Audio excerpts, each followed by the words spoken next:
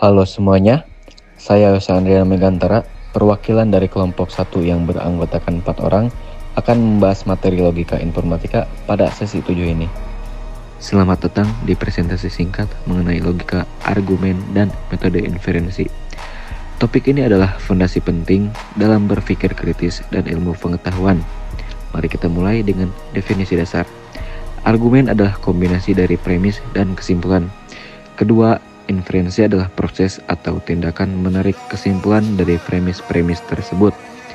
Fokus utama dalam logika adalah bentuk logikanya, bukan semata-mata kebenaran di dunia nyata. Lalu, apa itu premis? Premis adalah kalimat-kalimat yang kita anggap benar, yang kemudian kita jadikan dasar untuk menarik kesimpulan. Sementara konklusi adalah kalimat yang ditarik dari premis-premis. Suatu konklusi bernilai benar jika setiap premisnya benar, dan konklusi itu diturunkan mengikuti hukum-hukum logika yang valid. Inilah kunci dari pembahasan kita. Validitas ada sebuah argumen dikatakan valid jika kesimpulannya secara logis pasti mengikuti dari premis-premisnya.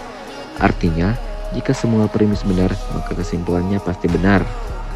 Struktur argumen dan notasi. Sekarang kita lihat bagaimana sebuah argumen distrukturkan dan dinotasikan. Argumen adalah suatu pernyataan tegas yang diberikan oleh sekumpulan proposisi. Kita sebut P1, P2 atau dots, Pn. Proposisi ini disebut premis atau bisa juga disebut hipotesa atau asumsi.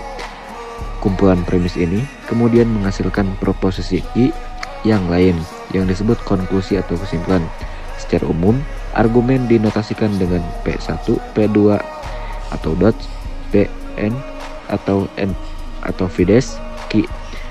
Tanpa fides ini adalah simbol logis yang menandakan penarik kesimpulan. Kita juga bisa menuliskannya secara vertikal, di mana semua premis P1 sampai Pn diletakkan di atas garis dan konklusi Q diletakkan di bawah garis.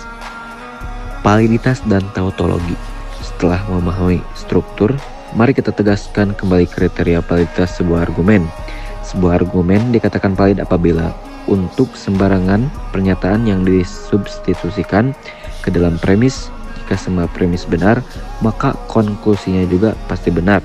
Sebaliknya, jika semua premis benar tetapi konklusinya ada yang salah atau bisa salah, maka argumen tersebut dikatakan invalid atau disebut juga fallacy. Secara sistematis, sebuah argumen dikatakan valid jika dan hanya jika proposisi implikasi dari gabungan semua premis menuju konklusi adalah sebuah tautologi. Metode inferensi dan aturan-aturannya. Untuk membuktikan validitas tanpa harus selalu menggunakan tabel kebenaran yang panjang, kita menggunakan metode inferensi. Metode inferensi adalah suatu teknik atau prosedur untuk menurunkan kesimpulan berdasarkan hipotesa atau premis yang diberikan tanpa harus menggunakan tabel kebenaran. Ini adalah seperangkat aturan baku dalam logika yang memungkinkan kita menarik kesimpulan yang valid dari satu atau lebih premis yang telah kita ketahui benar. Aturan-aturan ini sebagai jembatan logis antara premis dan kesimpulan. Ada berbagai macam jenis-jenis aturan inferensi yang sangat penting untuk dikuasai. Yang utama meliputi nomor 1 modus ponens, nomor 2 modus tollens, nomor 3 silogisme disjungtif, nomor 4 silogisme hipotesis, nomor 5 dilema yang terbagi menjadi dilema konstruktif dan dilema destruktif, nomor 6 penyederhanaan konjungtif atau simplikasi, nomor 7 penambahan disjungtif, nomor 8 konjungsi. Memahami dan menerapkan aturan-aturan ini adalah kunci untuk melakukan inferensi secara sah dan valid. Kita akan membahas dua bentuk penalaran logika yang sangat penting, yaitu modus. Modus dibagi dua, yaitu modus ponens dan modus tollens. Kedua bentuk ini sering digunakan dalam pemrograman matematika dan juga penalaran sehari-hari. Mari kita mulai. Yang pertama, mari kita bahas terlebih dahulu modus ponens. Modus ponens memiliki bentuk dasar seperti P maka Q. P maka dapat disimpulkan Q. Artinya, jika P benar, maka Q juga benar. Contohnya dalam bentuk kata yaitu jika belajar maka lulus, faktanya belajar. Jadi kesimpulannya adalah lulus.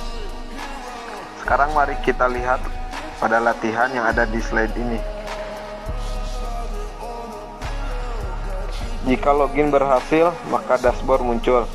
Login berhasil, maka jawabannya adalah dashboard muncul. Karena kondisi P terpenuhi, maka key otomatis terjadi. Kita lanjut yang kedua, yaitu modus tollens.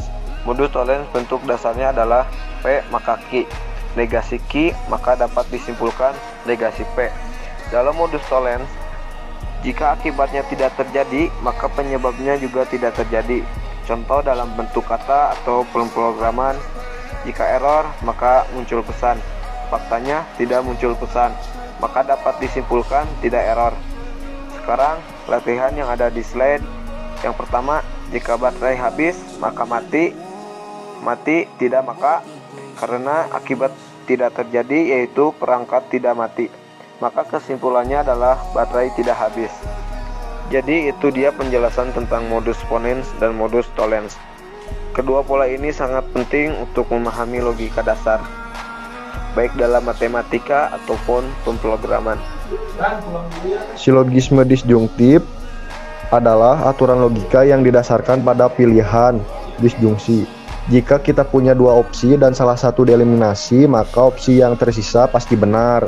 Bentuk simbolis premis 1, pi atau ki. Premis 2, P bukan ki.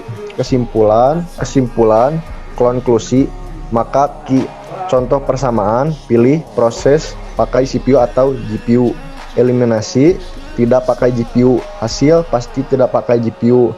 Latihan kunci, kamu lulus atau remedial. Tidak lulus, sama dengan remedial. Ini adalah hukum eliminasi. Silogisme hipotesis adalah aturan logika yang berfungsi merangkai dua pernyataan bersyarat. Hipotesis menjadi satu rantai sebab akibat yang lebih ringkas. Bentuk simbolis, premis 1 jika P maka Q, premis 2 jika Q maka R. Kesimpulan, konklusi, jika maka jika P maka R. Contoh penerapan, sebab 1 jika coding maka skill naik, sebab 2 jika skill naik peluang kerja tinggi. Hasil jika coding maka peluang kerja tinggi. Latihan kunci, jika belajar maka paham, jika paham naik nilai tinggi. Kesimpulan, jika belajar nilai tinggi. Ini adalah nilai hukum rantai. Dilema konstruktif bentuk P implikasi R, Q implikasi S, P or Q, R or S. Contohnya, jika menabung implikasi untuk terkumpul. Lalu jika investasi implikasi uang berkembang. Selanjutnya ada dilema destruktif bentuk P implikasi R, Q implikasi S. Lalu ada negasi R or negasi S, negasi P or negasi Q. Contohnya, jika backup implikasi data aman, jika firewall kuat implikasi komputer aman. Penyederhanaan konjungtif, jika beberapa kalimat dihubungkan dengan penghubung dan kalimat tersebut dapat diambil salah satunya secara khusus. Penyempitan kalimat ini merupakan kebalikan dan penambahan disjungtif yang merupakan perluasan kalimat. Bentuk P dan Q, konklusi V, contohnya laptop hidup dan internet aktif, maka laptop hidup. Latihan 1. Mahasiswa hadir dan laptop menyala. Bahan disjungtif didasarkan atas fakta bahwa suatu pernyataan dapat digeneralisasikan dengan penghubung V ataupun dan. Alasannya adalah karena penghubung V ataupun dan bernilai benar jika salah satu komponennya benar. Bentuk P, konklusi P dan Q. Contoh, saya hadir, maka saya hadir ataupun saya tidur. Latihan 1. Server menyala, maka server menyala atau mati. Ingatlah bahwa setiap metode inferensi punya pola atau rumus logisnya sendiri. Validitas sebuah argumen sepenuhnya bergantung pada struktur logikanya. Meskipun fokusnya adalah logika, kita bisa menggunakan contoh pernyataan sehari-hari untuk mendekatkan pemahaman ke dunia nyata. Keterampilan ini perlu diasah, oleh karena itu, Kunci untuk menguasai logika adalah terus latihan untuk meningkatkan pemahaman kita.